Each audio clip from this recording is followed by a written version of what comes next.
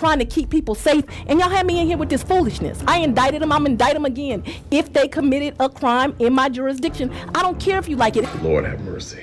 So our Fulton County District Attorney, Fani Willis, which we can say nationally known Fulton County District Attorney Fani Willis, could potentially cost taxpayers a lot of money. We're talking in the millions just off 2 cases alone. And you know, you all want to, this is very important. You all want to intimidate people from doing the right thing, and you think that you're going to intimidate me. You all have been trying to intimidate me for 5 years, which is why I have not been able to live in my house for 5 years, because the N-word has been written on my house. I took an oath to do the right thing. People came into my community and committed a crime, and I indicted them. A couple of days ago, the Atlanta Journal-Constitution published an article about how President Donald Trump is seeking $6.2 billion from District Attorney Fani Willis in her office due to her being dismissed from the case that eventually got dismissed completely. It's not 1948. No, let me get to this. It's not 1948. I know that you're offended that it... I didn't... So here's the question. Audacity to indict rich white men, but I would do it again, but I would also fight with my last breath to see that they were protected. Fani Willis has been taking L after L after L. She is losing everything. Let me ask you a very simple question. How do you go from being the most famous district attorney in America to potentially writing multi-million-dollar checks to the people you tried to put in prison? Because that's exactly where Fani Willis is right now. She is no longer on the offense, she is on defense. And if you see these numbers right here, they're not opinions, these are basically invoices. This case didn't just collapse for Fani Willis, it backfired.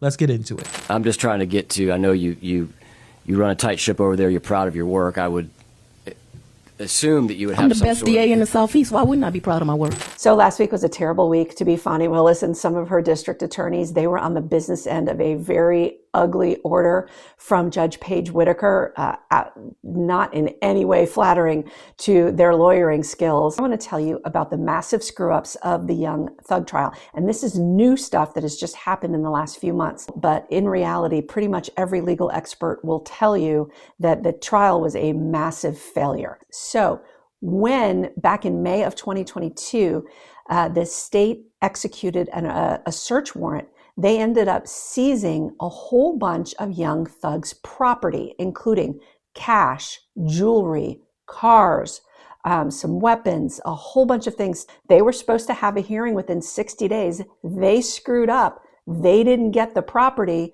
We get to have it dismissed, and we want all his stuff back. This was back in August. So now we've seen already the state has screwed up by not getting the hearing filed in time.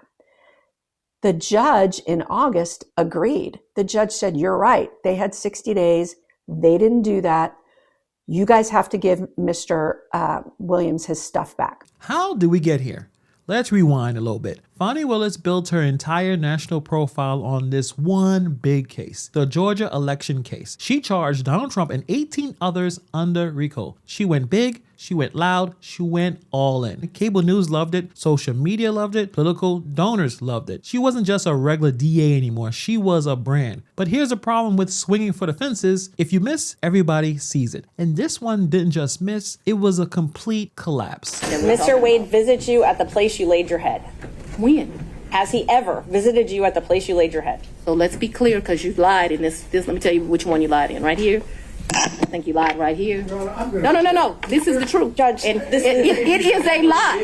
It is a lie. Ms. Willis? You see. Mr. Sena, thank you. We're going to take 5 minutes. All these cases, they didn't end with a dramatic verdict, didn't end with convictions, they didn't end with any accountability. Instead, it unraveled, slowly, publicly, embarrassing, and painfully across multiple major rulings that all point back to the same core problem. The prosecution overreached and the entire process broke down. First, there were dismissals tied to the prosecutor's misconduct, basically, and conflicts of interest, most notably involving Donald Trump, Mark Meadows, and John Eastman. innocent. In those situations, the courts raised serious questions about whether the prosecutor had handled with the neutrality, being neutral, required of a criminal case. Once allegations of conflicts and improper conduct entered the record, judges made clear that process, not political importance, governs criminal law. And at that point, the underlying allegations stopped being the focus. Also, there was disqualifications and removals tied directly to leadership issues inside the Fulton DA's office. The rulings forced Fani Willis off the case that did not just affect her personally, it destabilized every remaining prosecution tied to her authority.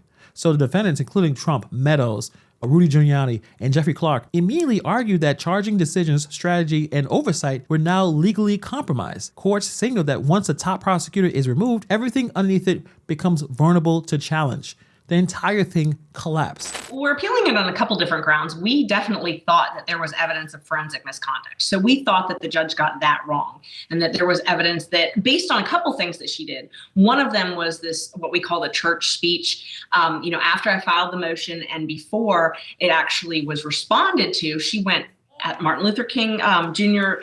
Day, she went in front of the church and actually gave this speech, this almost like sermon, where she was talking about my motives, talking about my client's motives, talking about the different factors of the case, that she had hired 3 different people and that we were only calling out one and that it must be racist. You accused her of lying. She accused you of the same in open court. How do you respond to that? She had the opportunity on the stand. She had the ability to bring other evidence. If she wanted, she could have brought other evidence. And I can tell you, if someone was accusing me of having an affair that I wasn't having, and I had evidence such as text records, such as phone records, such as credit card receipts, you better believe I would have brought that to court. Also, these cases had a lot of delays and tons of problems. What began as a unified RICO conspiracy was split into separate tracks, with appeals, scheduling fights, other disputes piling up. Judges repeatedly acknowledged that the prosecutor's timeline had slipped beyond what a fair and efficient criminal case requires. And many of these defendants successively attacked the prosecutor's core legal theory as aggressive but structurally thin. Courts raised concerns that the RICO framework was being stretched beyond its traditional use, relying on speculation rather than concrete criminal acts. Those rulings did not require full acquittals to do a damage. They undermined the whole legal backbone of the case itself. And once that happened, something very serious kicked in. There's a Georgia law designed to curb reckless prosecution. This law says when a prosecutor brings in a criminal case that is later dismissed and the defendants did not plead guilty or take a deal, those defendants may seek reimbursement for reasonable legal expenses. This isn't automatic, this isn't political, and this isn't symbolic. This is a financial remedy that was built into the law. These defendants didn't lose on the facts alone. They didn't get acquitted by juries. They weren't spared by plea negotiations. Their cases completely collapsed before trial due to what was happening in Fani Willis' office. That distinction is everything. Under this law, when the government creates a problem through conflicts, F's everything up, they may be responsible for the costs of legal fees that came around. So this falls back on the prosecutor's office. As you guys already know, lawyers are not cheap. So this is probably years of legal paperwork, thousands of billable hours, multi-lawyer defense teams, a lot of money is being thrown around, expert witnesses and filings, appeals and motions forced by delays, all become potentially reimbursable. That's why the people that she charged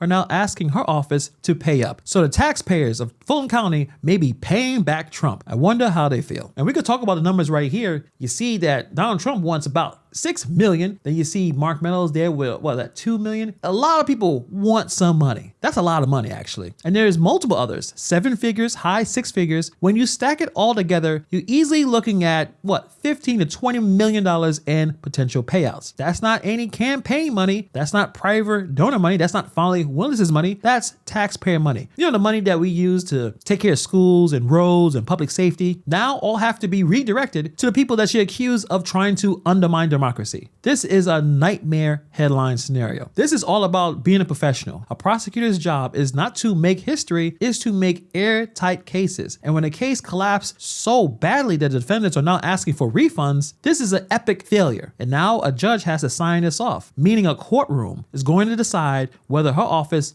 owes millions. If you're Fani Willis, you have to be extremely humiliated right now. Fani Willis may not just lose tons of taxpayer money, but she's losing the credibility, momentum, obviously whatever national support she still has, any kind of political future, probably that's not going to happen. And possibly, again, millions of dollars from her office budget. And when prosecutors lose that kind of credibility, they never get it back. This is permanent damage on Fani Willis. So this should be a warning shot to every ambitious prosecutor in America. If you turn prosecutions into politics, if you rush cases for headlines, if you gamble with shaky foundations, the bill comes due. And sometimes it comes with some interest. Fani Willis didn't just lose a case, she lost complete control of the story. And now the story is writing checks that she never expected to see. But let's be clear, because this part matters. The odds that Fani Willis has to pay every single dollar that's being requested is probably low. Courts almost never approve full payouts like that. But the odds that she walks away paying nothing, those odds are not great. The most realistic outcome, if a judge finds that the prosecutor's own conduct caused all this nonsense, is going to probably be a partial reimbursement. But that still means a few $1,000,000. And paid not by any donors or politicians, it's by the taxpayers that are in Fulton County. So if I'm a resident there, I'm pretty pissed off because basically if a judge rules this, it's saying on paper that this case fell apart because the prosecutor lost control of the process. So this is going to follow her forever. People may say this is about Trump, but it really isn't. It's really about accountability because once the bill comes due, even if it's a small one, the story is still locked in. This is an epic disaster from Fani Willis. She can try to find ways to excuse this or try to defend it, but those millions of dollars are probably going back to the people that she tried to put in jail. She tried to build her career on this and it completely fell apart. But let me know what you guys think about this story in the comments below. Thank you for taking time to watch this video and I'll see you guys in the next video.